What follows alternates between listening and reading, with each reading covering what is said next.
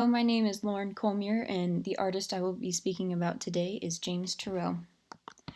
We'll first start off by looking at two photographs of Turrell's work. Turrell and his work is all about light. His medium is light, and he uses light to evoke feeling and change perceptions to the viewer.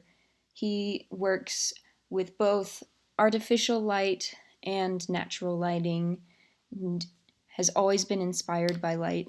He first became inspired by a religious experience with his grandmother while they were walking into church. She told him that they are about to go in and greet the light. So he likes to use light in space as a meditative area or religious experience for people. So here's a photo of James Turrell now. He has been working with light since the 60s.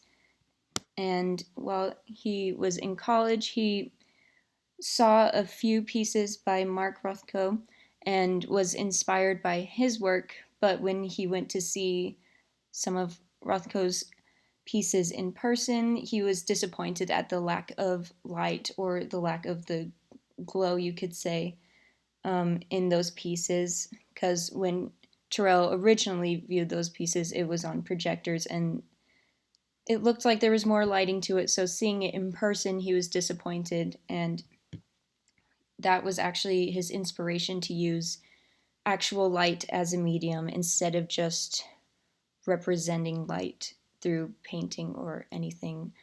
So that goes along with what he says here. There's a rich tradition in painting of work about light, but it is not light. It is the record of seeing.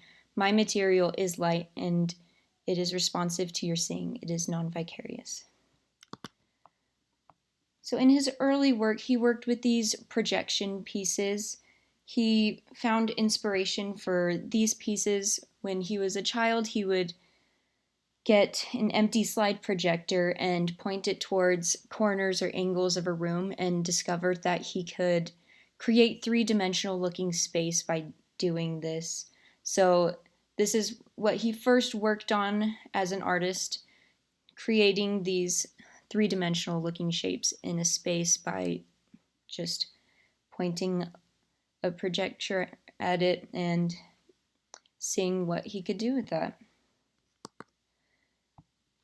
Because of Turrell's interest in perceptual psychology, he actually studied it a bit when he was in college. He created these Gonsfeld's series, which is an immersive experience of light in a room. A person can just walk into the room and it's all light, it's all one color. And the idea behind this is that because everything is one color, the viewer's brain will get used to just everything being the same, and they will kind of lose their sense of perception around them. Everything is the same, and it's kind of hard to tell where you are, and it just becomes this experience where you're in this room and everything around you just changes, which is a lot of what Turrell likes to do with his work. All right, so this is a specific piece that was created for the Guggenheim Museum in New York. It was created for the rotunda in the Guggenheim, which is a large space. So this is one of Turrell's largest pieces that incorporates both artificial light and natural light. At the very top part here is the outer with natural lighting coming in from the space opened up from the museum, and then the rest of the tiers along are lined with LED lights, which adds the artificial lighting to it.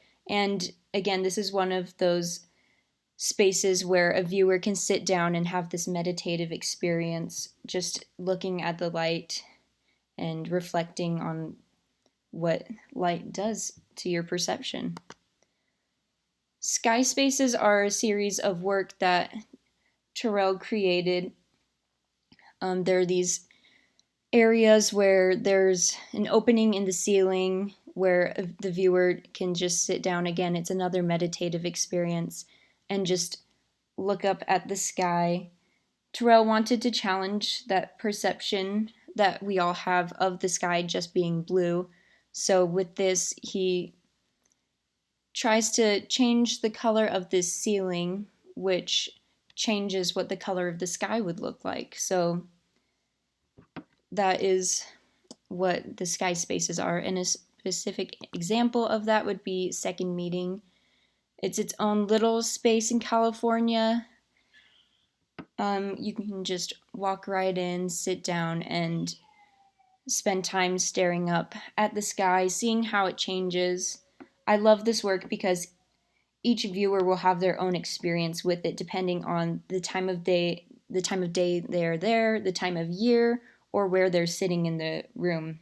I love the idea of only visiting or seeing a small space of the sky because we usually will just see the sky as a whole, and this gives you a chance to just look at that one certain area, and it gives the viewer this incredible experience that normally you don't get. Last I'm going to talk about is the Rodin crater. Turrell created this. Well, first he discovered that there was this extinct volcano in Arizona, and it became his inspiration to create his biggest project yet. He is determined to create this huge immersive experience with light and changing your perception like most of his work. The whole experience isn't finished yet. He's still creating it. Once it is complete, there will be 24 viewing spaces and 6 tunnels that you can walk through and experience while the light change. When the time of day changes, you can see how the sky changes. This example is similar to his sky spaces. So he says, "My desire is to set up a situation to which I take you and let you see. It becomes your experience." I have art that has no image, no object, little place of focus. So without image or object or focus, what do you have left? It is the idea of seeing yourself see, understanding how you perceive.